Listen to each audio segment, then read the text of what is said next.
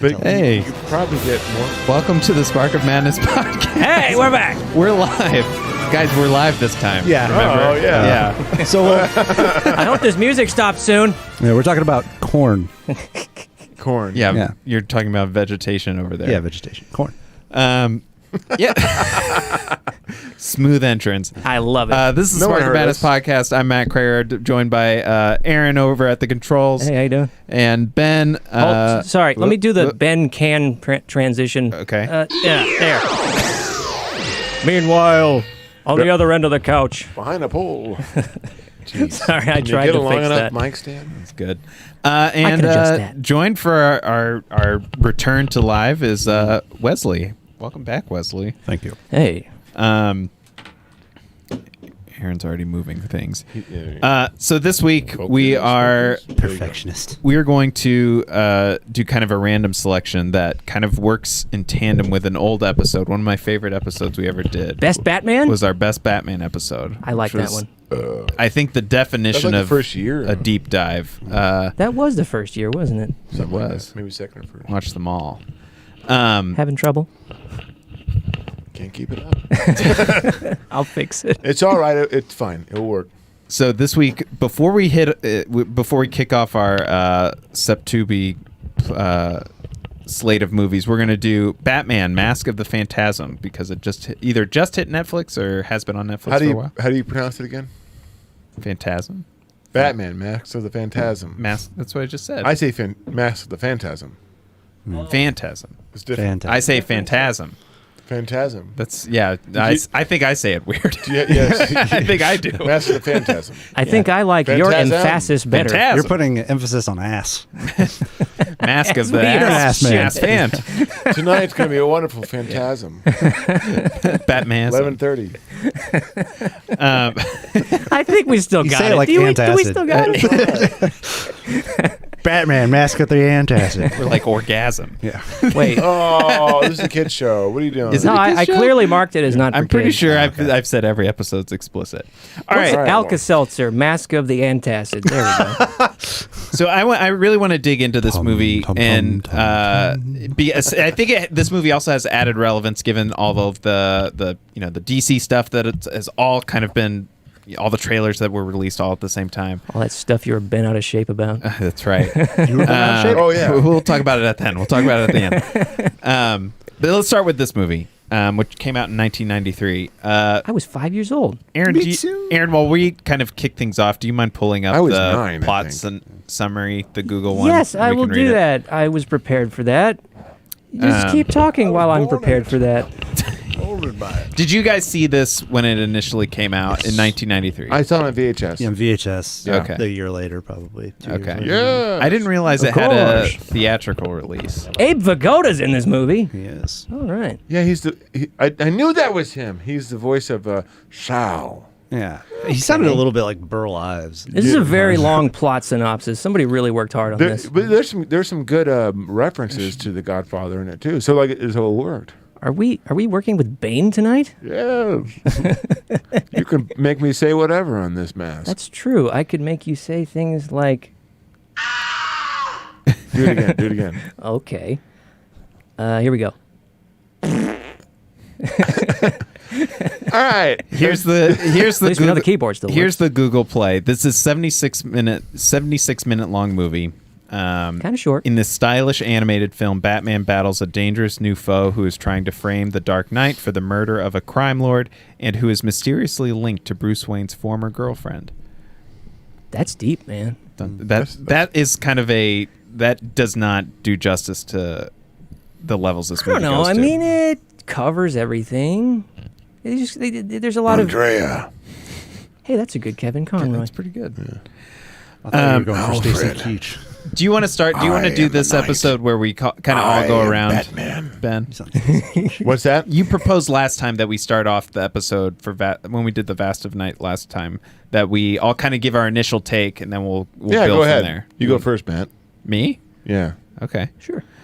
I love it. I thought it was amazing. All right. Go ahead, Aaron. Next. Oh, he missed that. Missed the soundboard. No, I feel like I have power again. I thought this was. I mean, we'll dig into a little bit deeper, but I thought that just given Aaron, your power is an illusion. this is one of the most stylish Batman movies, and it has like a memorability to it that some of the others either have for the wrong reasons or don't have enough of. And so I appreciate this movie for the unique quality it has. It had style. It had style. Now, shall I go? Yeah, go ahead, Aaron. Okay. I had never seen this, but I thought I had. You never seen it. See, here's what happened. Way back when, Free Willy came out. Should we do a flashback with you, just like in this movie? I don't have that prepared, but give me a week's notice and I can cook something up. Anywho, Free Willy came out on VHS at some point around the time of this movie, and I watched Free Willy on VHS a lot because I liked it. It's still good. I watched it like last year. I think it holds up. That's pretty good. This is an exact noise when he made. It is. I remember. But there's a preview for Mask of the Phantasm I remember that. on Free Willy's VHS, and I saw that so many times that I had convinced myself in my wrong memory that I had seen the movie. It was a long. I know exactly what you're talking about. Yeah. Plus, you've already seen the animated series, or probably. Yeah, it kind of melts together. That's one thing I want to go into when we dive deeper on this deep dive. I have a few issues with the movie, but they're cosmetic at best. Okay. Wesley, what about you? You mentioned you saw it on VHS. If you rewatched it, how does it hold up for you? Well, honestly, I think I like it more now. Yeah, I think that's a good point. It has a lot of things going on in it that you don't as a 6-year-old catch, but I appreciate it in reverse. So as a kid, I didn't care for the first half, loved the second half. As an adult, loved the first half, didn't give a damn about the second half. The first half is almost entirely flashbacks.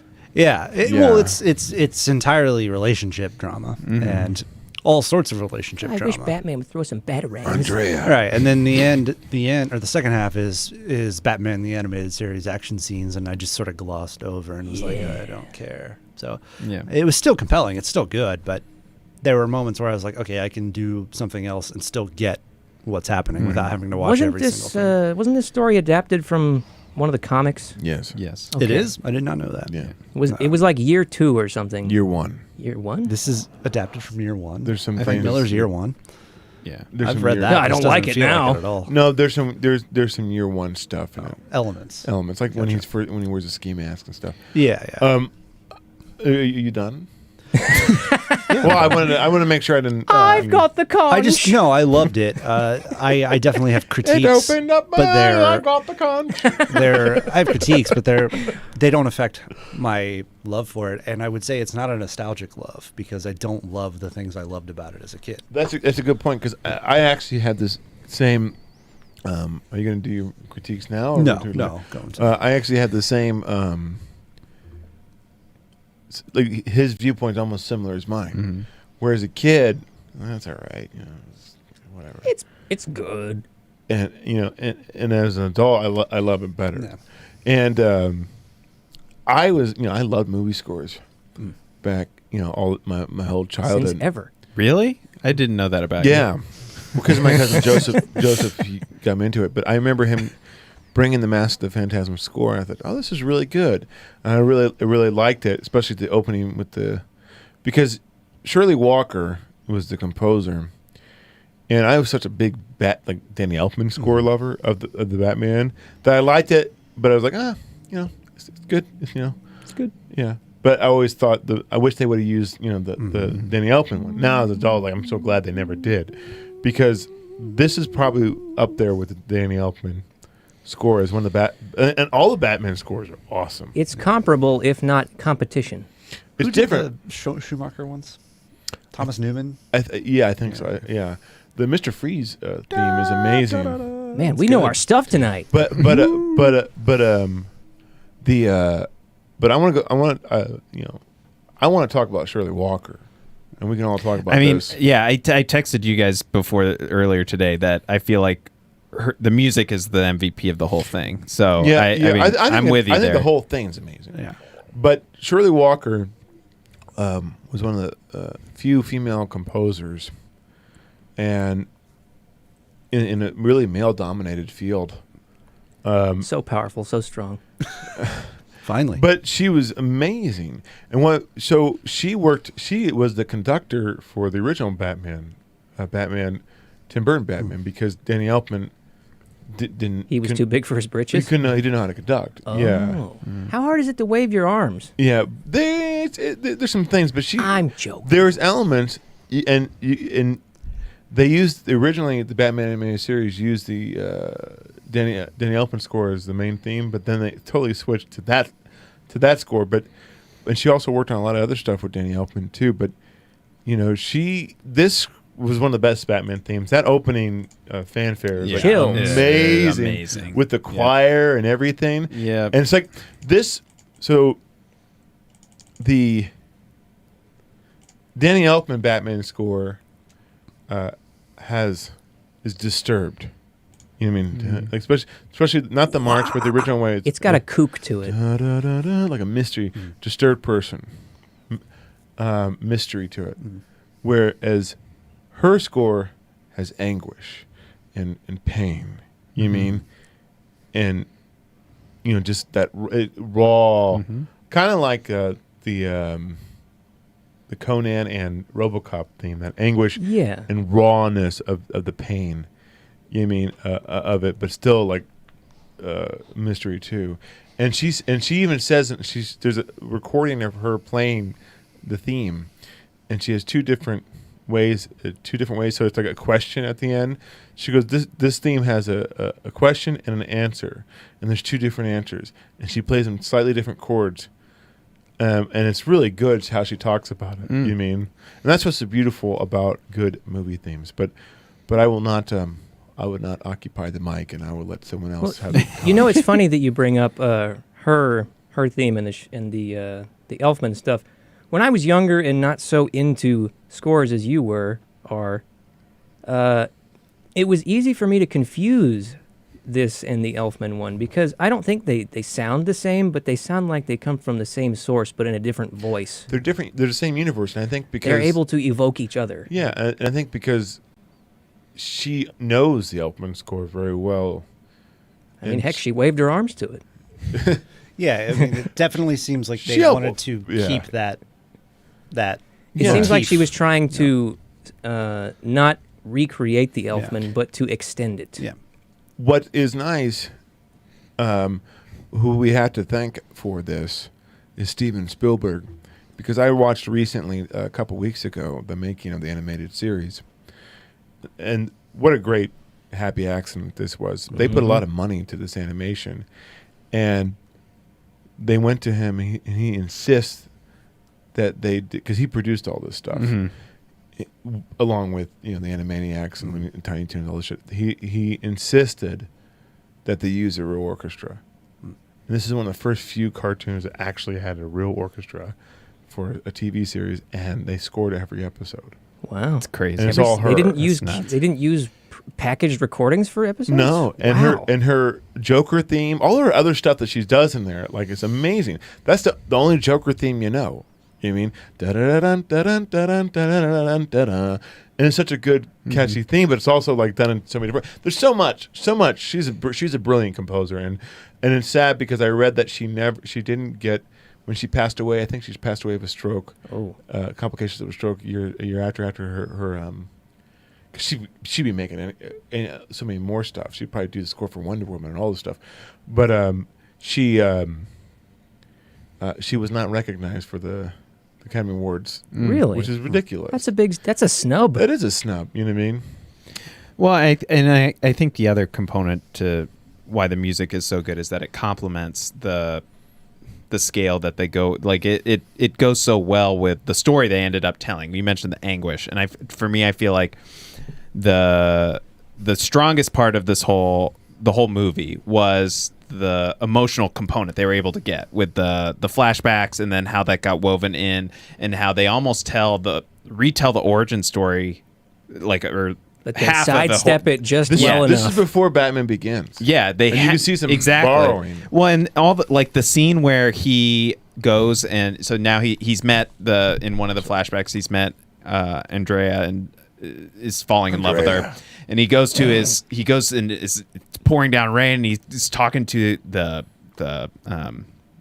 grave. Gravestone. Yeah, and he's like, I didn't expect to be happy. Yeah. That's so that good. Whole So scene, good, I have goosebumps right now. Yeah, I'm getting thinking goosebumps about now, it too, yeah. Like that. Thanks a lot. The emotional weight of that scene by itself was so powerful that, without being melodramatic. and then they that feeling of being alone that they pull through all the way to the end too, with the how the story evolves. But that to me, when you talk about the music, it goes so well. Not just the animated series. You talk about like these action sequence. It works so well with this and someone story made a good too. point too, where it's not as hand-fisted as Nolan a little bit. Nolan kind of preaches a little bit, where this was just like so subtle, and you get the point. Like the gravestone lights up, and you get the point of the agony and the anguish that he's having. I don't talking to his- disagree. I think his- he was less bad in Begins. It got bad after that. Yeah, but the Kevin Conroy, his voice acting of Batman changed, where it's just the same voice and real. It's kind of samey. He was so much more. He has so much more inner conflict when he was Bruce Wayne more and disguised himself more. He played it better early on, and I don't think he plays it as good. I would kind of push back, but in a positive way on what you said, Aaron, that it's not melodramatic. I think it is melodramatic. It's not overly melodramatic. See, I still disagree, but I think what works about it is that it would come off as overly melodramatic if it wasn't so operatic. Like the kind of Art Deco visuals lend itself to that, so that if it was set if they tried to draw it in a realistic way, then it would come off as really cheesy. But because it's set in this exaggerated Gothic world, that is perfect for what they're going for. I do love the 40s futurist look. Yeah, it's the future museum, like the Which fact is very that was Walt worked Disney. in is so good. It's love that. the World's Fair, right? That's Go what the- ham. That's what the world. That's what the. I remember that. Like all the robots. And That's what stuff. the World's Fair used to be. Yeah, It's got a lot of Disney to it. it's Max Fleischer. There's elements of The Godfather. There's elements of old cinema and old Hollywood. There's so many elements that these guys appreciate. I mean, hey, Kubota. Kubota's in it. my Kubota. Boris Karloff's brother. Abe my, Pagoda. I can't. This is an adult thing now, but the thing I couldn't stop laughing at in it, and like in retrospect, the entire animated series, is that I feel like all of the bad guys, all of the mob guys, look like '90s NBA coaches. Like, they look like Pat Riley and and Bill Bano. It's just like what? I don't They all have understand the same like kind of like sunken eyes. Yeah, and like they're all look to rectangles. 'em. Yeah. What I liked about I watched the making of this too, and they were talking about designing the characters, and he's so right. And why this works is the simplifying them to make them so iconic and simplifying, and it works. Easy to remember. Well, it works. Well, for it us goes more with than the something whole complicated. like the lighting of every scene, like the way that the hard black shadow and like you don't have all the details of their clothes or whatever. It's just like big blocks of then color. eyes. Yeah, and then when there's mean, a flash or a gunshot or sometimes they'll even do like a full screen like white, to like boom, like really hit home because everything else is so dark. So those action moments. Less so towards the end, which we can get to, but those action moments when you're like in an alley or outside and it's always night really like spark a little bit more because they've everything is so dark, and then all of a sudden there's like gunshot and it shines. I mean, at one point when he puts on the cape and cowl for the first time, and Alfred's reaction, which is so good, he's just freaked out. It's just a black. It's just a black shape behind him. Yeah. That's it. It's not. They don't see the creases of the cape and stuff. It's just a black shape, and it's They like just it's so zoom in iconic. on his eyes too. Yeah, and it's so they iconic. Squint. Yeah. They're not afraid of me. The white eyes is one of the best. It's a good decision. Yeah, I mean there was no other That- option really. That's classic But- comic but, book, though. Yeah. It's just it's so great. It kind of it didn't invent a style, but it really took a style in a new direction, and like the print of the animated series is still on everything today. Like that's still like I personally think that's the default aesthetic of Batman. Really? Like for people our age. I can't. I want to buy it. I want to get the animated series and just watch it. Do they have Blu-rays? There's a They might. Blu-ray of this, I believe. I know that the entire animated series came out on Blu-ray 2 years ago. Yeah, Ooh. but I know that this wasn't upscaled. This was an upscaled. Well, it was an old transfer, I guess. This movie. It looked good. It looked like a transfer of the home video version. Yeah, it wasn't very good. Because it was in 4:3. So here's a little history about this. When they first they had a low budget, like $6 million. That was after they upped it. After they upped it, but they originally were doing it, and they made the cells in 4:3 aspect ratio, and they said you get this, and they went back and extended the cells. It was going to be straight to video, Yeah. and then at the last minute, they were like, "Oh, by the way, theatrical release." So if they had more planning, this could be. And if they had Disney budget, it would have been like that was my main beautiful problem animation with in the this world. movie is Maybe. that it just I would looks be like a afraid that if long they had Disney episode. money, they would say like change it. Part of the budget went to the beginning shot, which was early Awesome. CGI. It was awesome. I spotted a couple glitches in that. It went actually, through the thing. a couple times. Yeah, Yeah, but that's all right. Yeah, I actually was going to call out the same thing Aaron just what a said baby. though, that it felt like. I don't know if I agree from a story standpoint, other than the Joker stuff, which I do want to talk about. But Had they had more time to develop the movie and they knew it was going to be theatrical from the start, this would have been a much better looking movie. Not especially to say that it looks visually, yeah. bad. I think it did not.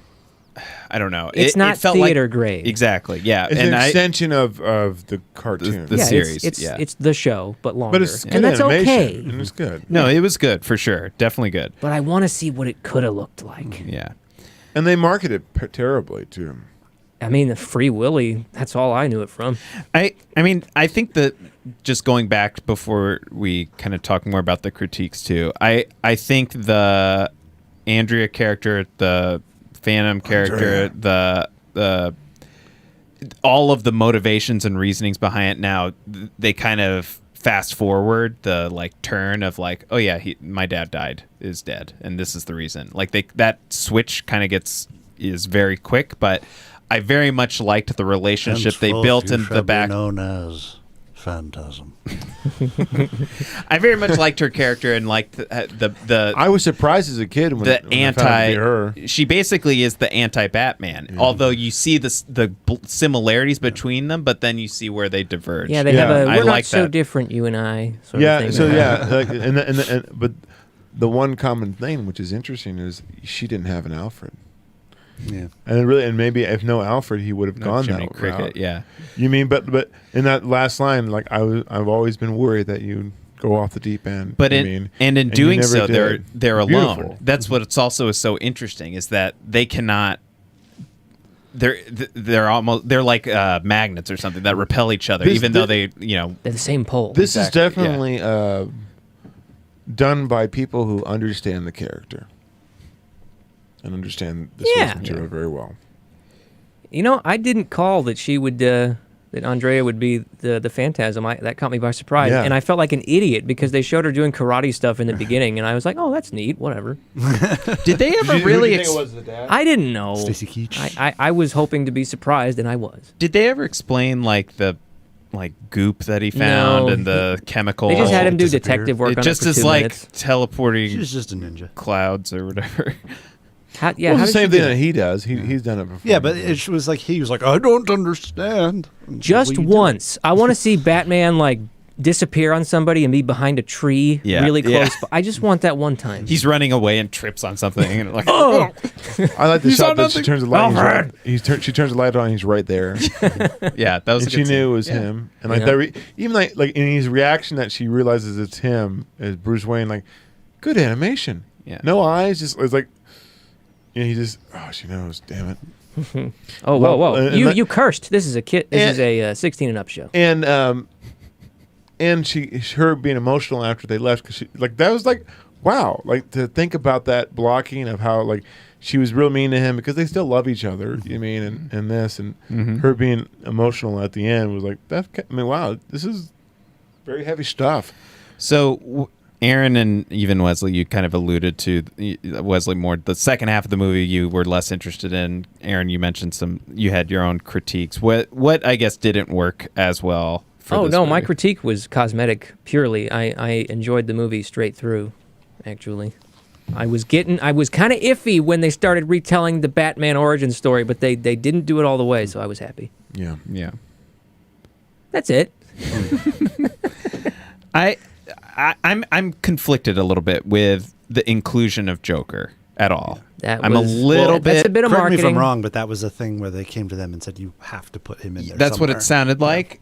And I can see how it works, though. I can see how it like adds a little bit to it, and it connects to the series, which is a good thing to try and do. I think connects what's her name, Andrea and Bruce. Yeah, because Joker was one of the mobsters. Yeah, and I think one of the mobsters and the mobster that actually killed her dad, and how he's treated the Joker, like how they've treated the Joker differently. You know what I mean? What do you mean? She's gonna kill him. You mean? So my big question would be, though, is what if it was just an evil mobster that went rogue, and it wasn't the Joker, and it was like a different character? Wouldn't have a lasting Black effect. Mask or something. Just somebody else. Because I actually got really into the like little mobster clan and picking up the new personalities For me, of each why I one. like it is because of this. It's a very similar, not exact similar origin story to Jack Nicholson's Joker, where he's not even that high up on the totem pole of the mobsters. He was just some dude, and we still don't know anything about him, which is good. You know what I mean? And he's just some hitman. Like he's like the glorified chauffeur. You know what I mean? Mm-hmm. And to see that he was part of that connection, that mafia, and now they're afraid of him. What happened to him to get so crazy, and the fact that he starts laughing at the explosion at the end because he's like, these two people, you know what I mean? They like he's effed them up, and this is what he caused, like like the revelation of it. Well, and what I liked, and they kind of sidestepped it, or didn't like go tell you what happened. But I think the implication was that because he was like, "I surrender, take me away," because that's what Batman always does. He's not going to kill me, and she takes him. Yeah, and I think the implication is she killed him, or is going to go. He kill comes him. back in the other series. Well, right, but we never know what happens within the We're context of the supposed movie. to think that she might. Yeah, that to me is like an interesting. That's where it came back full circle to me, and I also like that he was hanging out in the the World's Fair or whatever. I thought that was a funny. And he's talking touch. to the thing, to The wife bot. The wifey. Meatloaf again. Let's talk about the scene where he's reaching for the knife and he gets the bologna. Like with the bologna. I mean, that's funny. That's really funny. And knowing that character, I knew that they were showing it just to do a rug pull. Yeah. It had to be a joke. And I was right. The bologna. Dinner with the bologna. Man. I knew that going into it. I remembered the Joker being in it. Obviously, like it's part of it. But I thought it was more ham-fisted than it ended up being. And because I thought it was just sort of tacked on, in my head it was just sort of tacked on. That it was like, oh, and then he's gonna enter in and cause chaos. I forgot his involvement in the story. So the whole time I was watching the first half, when it kept showing his pre-Joker self, I was like, is that young Penguin? Like it was I was like, he's got a schnoz. Yeah, I was like, is that young Penguin or what is this? And then when it showed him, I was like, oh, okay, I might remember. But what I don't like about it is, let me preface that with, I like it in the context of the movie.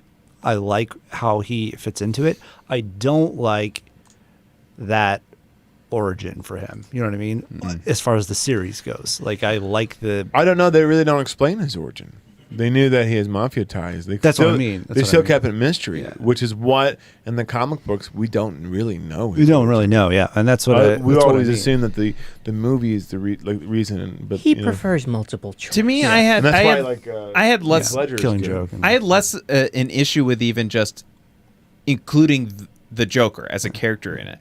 I think Mark Hamill's version, which is amazing and iconic, tonally for how they set up the rest of the movie, it does feel like it shifts a little bit. Yeah. It like the second half is a different type of thing now. It's an episode. Yeah, and it's like we got to catch the Joker. Joker's responsible. It's big laughs and like kind of funny gags. Which isn't bad. It just is. It's a little bit inconsistent, I guess, from how the movie started. And even to its credit on that is where, even though that kind of stuff I gloss over and stop watching, where I was watching, it was at least there was creativity to it. It wasn't like action for action's sake. There was like I liked the drones and stuff, and he catches them with his cape and slams them down. I was like, oh, okay, that's really creative and cool, especially for that's a lot to animate. You could just make it explosions and repeat frames, where this had to be, it was a creative action thing they did, and they still brought it back. Like they gave you that because you have to have it. You have to have that because it's a kid's thing, and you have to have those moments to pull numbskulls back in. But then it finds itself again and ends, like we're talking about, with that kind of moral ambiguity, not moral ambiguity, but like difficult emotional stakes for, like you were talking about the magnets. Like it ends on that. It doesn't end on, it's not triumphant at all. No, it's a sad ending. Yeah, kind of. it's melancholy. Yeah, and I think that's very 90s, but it's very Batman. I like it's very bold to do. I like that he calls. I mean, it's almost like there's a hypocrisy to how his character is just to Batman. There's like this inner tension of like how he has chosen to live his life in this very vigilante way, that and how that conflicts with his need to do justice and blah blah blah. Like when he eventually just says, what does vengeance solve? And she's like, oh, you of all people should understand that. And like that to me is a very interesting idea to put forth. And this is for a movie that is an animated series most of the time. It makes you think, man. Yeah, like I was talking to Aaron about it yesterday, and like I don't like when I tend to not like when themes are stated outright, but this is to communicate these ideas to a new audience and to a younger audience, and I think it balances it, like I said, with it has such stark visual appeal that it works. It's operatic. Where I had an issue with just like, because I agree, there were some points where it's just like I'm saying the thing out loud. Yeah. Most of the time it was okay. Yeah. Where when he took out his like red crayon and drew the smiley face on the Joker, that's where it's like, okay, Gotham is Matog backwards. Yeah. Yeah. What was the bad about that? I like that. Really? Yeah. I thought that was a little much for him to like put it together. Like, whoa. It's a kid. Bruce Wayne, the artist, really came through in this movie. No, I could see it as being on the nose, but it didn't bug me. I don't think it was on. I think it was a cool visual way to do it. It was similar, like when you freeze frame the Joker and imagine him in the Jack Nicholson version. Oh yeah. Yeah, because I need to watch that again. Yeah, because they made the Joker killed his parents in the original one, which not part of the comic book, but still that's cool. fine. Yeah, it's fine. It works. I wish things would take more risks like this one does, and like creating a brand new villain, creating also like they didn't waste narrative. Time. Yeah. It was short, but it felt long. Like I mean, in a good way. I'm not a huge comic book reader. I read select things a lot. I read a lot of Batman, so I'm familiar with a lot of the storylines. So it kind of sucks to see a new movie and you're like, well, I know exactly where this storyline's going. Sometimes it's cool. Sometimes you're like, oh, they're doing that, and then they'll twist it a little bit. That I like, but I like the idea of something you just don't know, because I don't understand why that's okay in a comic, but if a movie does something that's never been done in the comics, it's heresy. I don't like that. This was interesting to where they were like, okay, new character, new love. It's not Vicky Vale. It's not Selena Kyle. It's somebody finally. You know what I liked? It was such a good. It was so well done performance, and even the animation was. Don't touch me, old man. I don't know where you've been. Can we get some claps from Mark Hamill? Oh my God! Don't touch me. I don't know where you've been. He's so psycho. It's so good. Yeah, he's very, very good in the role, and I can't imagine anyone else. I love the the balance that this show strikes between like absurd animation and some really dark, heavy stuff. Like there are, if you like this movie, yes, but also the entire series, like the entire Man-Bat and like Clayface arcs are so dark, and like New anguish is a characters. really good word for Yeah, it. Harley Quinn. they had pain. Harley Quinn. Yeah. They had pain. Yeah. And it's And they took Mr. Freeze and made him interesting. right, He was yeah. never that interesting. oh I mean, that they, is they that might developed be that, the most they the developed best that, example. They Actually, developed that storyline of him, Heart of Ice, I think it's called. Oh my God, the music she wrote for that. Yeah, it was way better than the '60s TV show. Oh my God. Or the animated series. I think he was in. Yeah, but they didn't have that backstory that they wrote. Like these writers, these guys were just like, On it it. was They just, got it was it. just a, Yeah. and also they let them be. They let artists be. When it's they didn't overly produce. I mean, stuff. think about like how many movies borrowed from some of this too. Yeah. Like, I mean, They borrowed from a lot of other movies. They Sure. borrow a lot of like that's what makes good movies is the inspiration you have from something else. You don't really. You're not copying on it, but you're taking building on it, you're building themes on it. That's what Star Wars is. I've been watching a little bit of the Flash Gordon series on. They had the whole thing in the first serial like on the movie theaters. Like you see so much borrowed from that, from Star Wars and stuff, and Kurosawa and all the magic of the hero's journey and stuff. So you borrow the things you love and make your own thing out of it. And that's what makes it so good. You can see the elements of the film noir, The Godfather, all these different great things, the Max Fleischer Superman cartoons, and they made it their own. Should we say it's mimetic? mimetic. Yeah. Sort of like people talking to each other through iterating on other people's stuff. Sort of like a communication. Am I going too deep? No, I think you're Okay. right. I mean, that's what art is. That's what makes it original, even though it's Not. not original. But it is original. You know what I mean? It's showing how much love you have for something and understanding It's of it. inspired. You're not copying. Yeah, inspired. That's a good word. You're changing the math. You're not J.J. so it Abrams, looks like where you you. just write a plot for plot. Yeah. No, it's thing. Hit check the box off and hit the things we need Lens to hit. flare. Check. Yeah. No, it's the things that happen in the story are to Desert reflect planet. the changes in your characters or the theme you're trying to convey. That's where again, yeah. you get into the four of us, do that too, where we critique sometimes in movies the behavior of characters. Half the time it's bad writing. The other half is they're doing it to evoke, like they make a choice because that's the choice you're trying to represent. You're trying to. And half the time, it's producers meddling. How many halves is so that? and that would be there's dissonance Most in of the your time. story, but in a lot of like They don't have a plan. a lot of like more, I would say, I don't want to use the word artistic films, but more emotionally based films, people act maybe not so logically, but that's because it's reflecting the illogical way people will behave. I think a really good example is I've gotten into a lot of arguments about like Annihilation.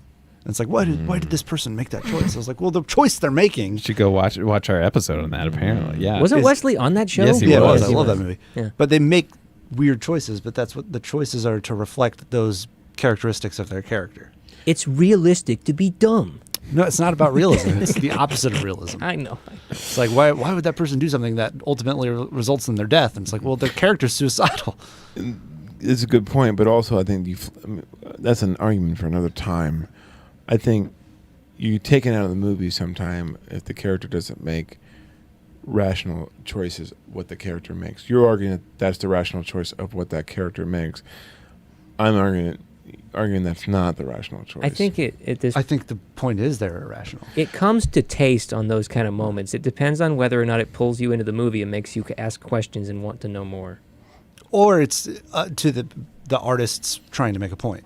Right, The because author I've making seen a point. movies confound me before with what happens. Sometimes I hate it. Sometimes I'm like, I mean, that's maybe what I should analyze Annihilation is about. That it's about making illogical choices. That's why they talk about cancer in the beginning of the movie. Is it's a cell destroying itself. that's a good point. And so it's like, why does she sleep with that other teacher and ruin her good marriage? It's like, why did she do that? because she hates herself. Exactly. It's self-destruction and See making the dirty South.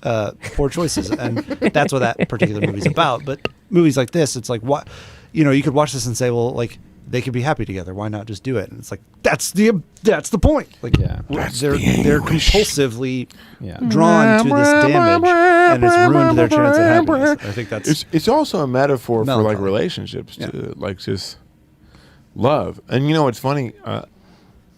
As an adult and having gone through love and lost, you get it better. Yeah. So it's like there's things you get better. Yeah, no, I agree. Sorry, that was wrong timing. I didn't hear it. We're back, baby. If you'd done the fart sound, that might have been funnier. All right. Any last thoughts? We're kind of like over our normal time. But Matt. any last thoughts before we kind of try and rate this movie? No, I think I'm ready to rate. I'd like to point out that they never call her the Phantasm in the movie. Truly, she is a phantasm with a mask. They call her the Angel of Death. That's true. which I The think is angel interesting. of death is upon you. They Give me invented echo. Give me echo. I can't mask on short notice. The mask voice modulator. voice It's supposed to look modulator. like Darth Vader, too. Huh? It's supposed to like be reminiscent of Darth Vader. The poster's Yeah. pretty good too. Yeah, it's really Yeah, good. it's a great poster. Also, Stacy Keach's voice is I- awesome. It's all right. Switches. I like Stacy. The Keach. angel of death is upon you. That was really good. Let's rate the movie. Yeah. Go ahead, Aaron. Okay. I remember I was messaging Ben as I was watching the movie, and Yes, I your said, name. I'm watching it now. This isn't half bad. And I think I'm going to stick with that early assessment. It's not half bad, so I'm going to give it a 6. I liked it a lot. I think it's more than just for kids. And, some production value stuff notwithstanding, I thought it was very well made in almost every aspect. 6. Okay.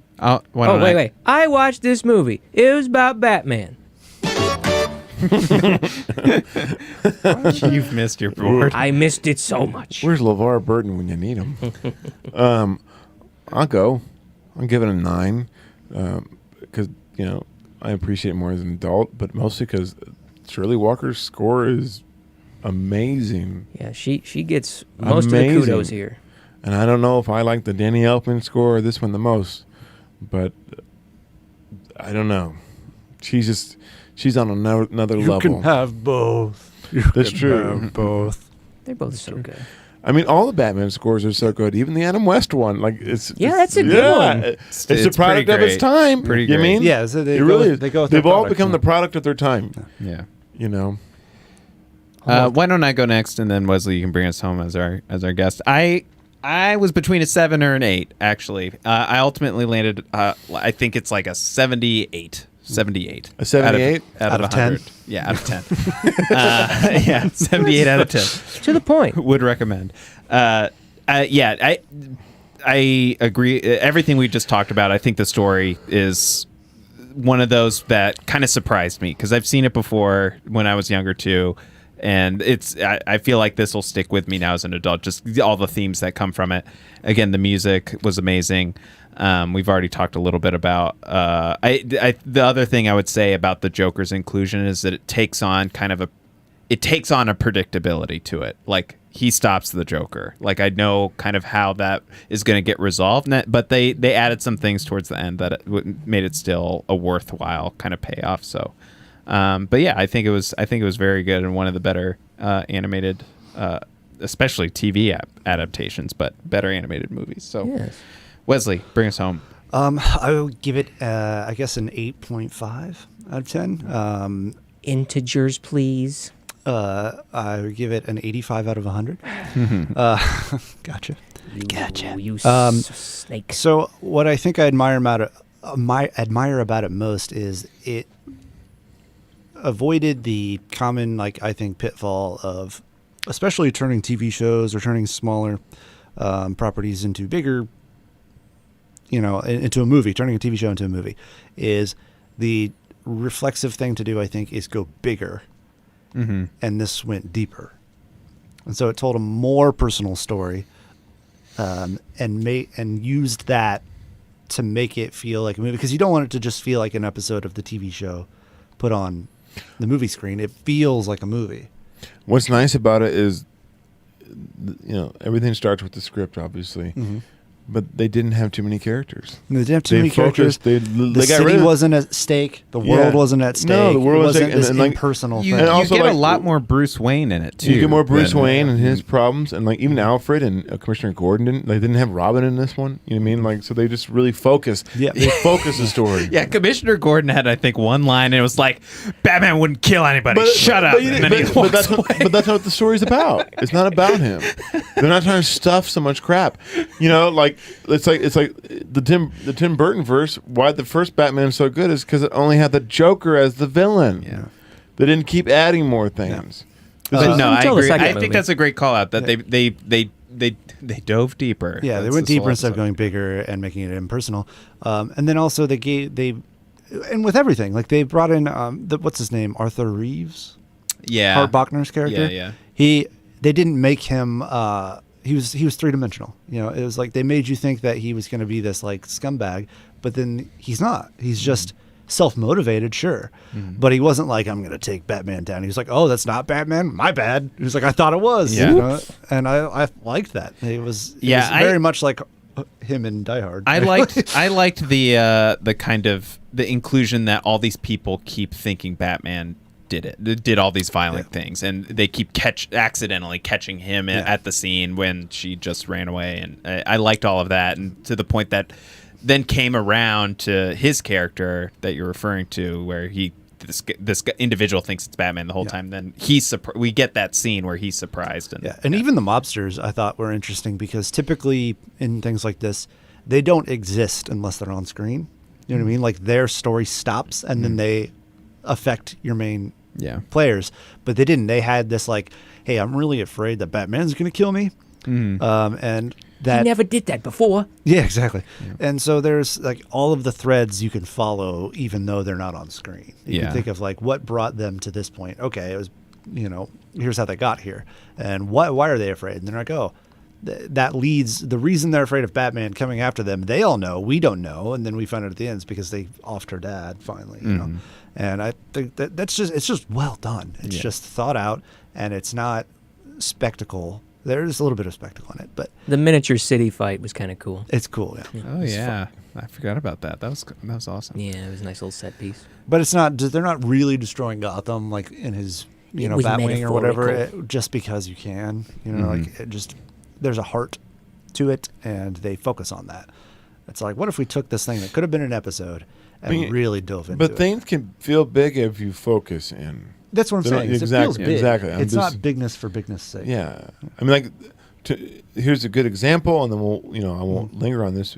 If they would have kept the Hobbit movie as just the Hobbit, the way the book was written, you mean as an adventure would've been story, great. it would have been bigger and grander than when trying to stuff it with pork. I've always all thought this Hobbit felt crap. really big. The book, it felt really big, even though it's small. Yeah, Speaking of bigness, would you say that this is a big movie?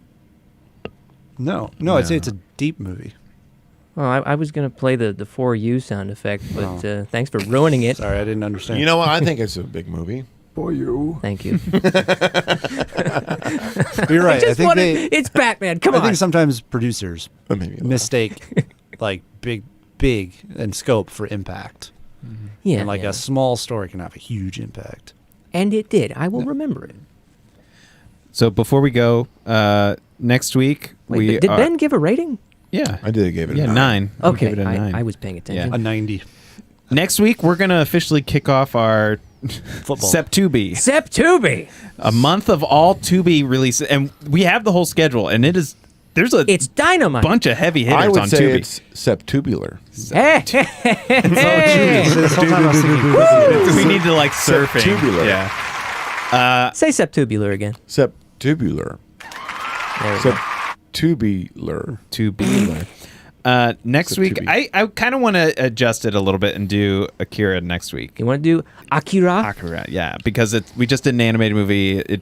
I feel like we can kind kind of of pull a things. segue. Oh my gosh, you can't paint within the lines. I mean, you should when you're animating. Stay in the long grass. It's Tubi. Last thing though, before we go, so next week we're gonna kick that off. What did you think of the new? Because we're talking about Batman trailer. Go. Aaron first. I don't care. I feel like they're trying to recoup losses, and I respect it, but I don't care. Ben? Yeah, I'll watch it.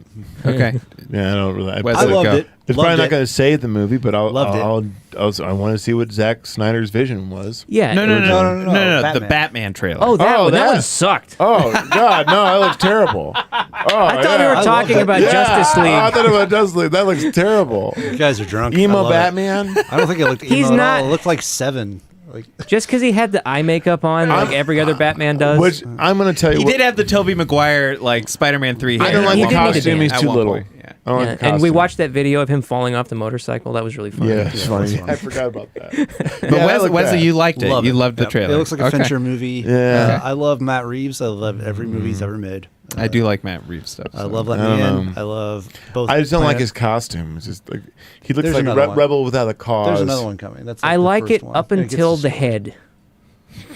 It gets destroyed. So, spoiler alert. Well, spoilers for our Great cast. our future Spook of Penguin's Madness in it, right? episode. Oh, We're gonna. that's right. I think we're gonna do. Colin Farrell. Eventually, Yeah. we're gonna talk about the Lighthouse. Sweet. Just so you know. But Robert, that is the movie that made me rethink Robert Pattinson That's as an the one? actor. So I haven't seen very I many. cried when he got killed in Harry Potter. Oh. Did you? Cedric Now? Diggory. Oh, the book. No, I didn't. Yeah, you Yeah, did when I read the book. Makes more sense. I don't have strong opinions about the trailer, so I love it. I guess I'm in between. You know, my guys. favorite Harry Potter is the third one. Yeah, that's a good movie. Is that Azkaban? Is that Yeah, it is. okay? Yeah, that is probably the best one. It is. Okay. His best director too. Ben was hoping for an Alfonso. argument. Alfonso Cuarón. Yeah. Last is one a- with John Williams. Are we ever going to figure out how to seamlessly end an episode? Da-da-da. Remember when you were the Beatles? That was cool.